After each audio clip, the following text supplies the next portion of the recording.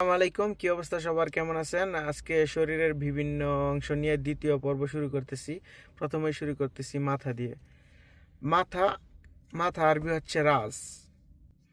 জিহ্বা, জিহ্বাকে বলে লিসান। মুখ, মুখ মুখের আরবি হচ্ছে ওয়াজ, ওয়াজ। কাঁধ, শোল্ডার যেটাকে বলে ক্যাথ, কাঁধকে আমরা বলি ক্যাথ।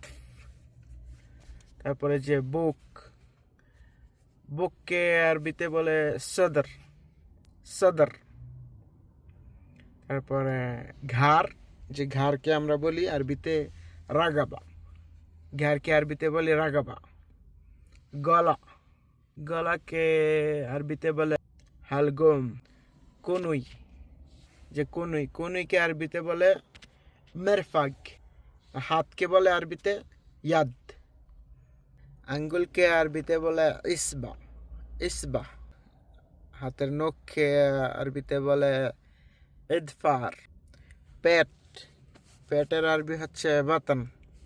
পিঠ, পিঠ বা মাজা যেটা বলে কোমর, এটাকে বলে আরবিতে দাহার।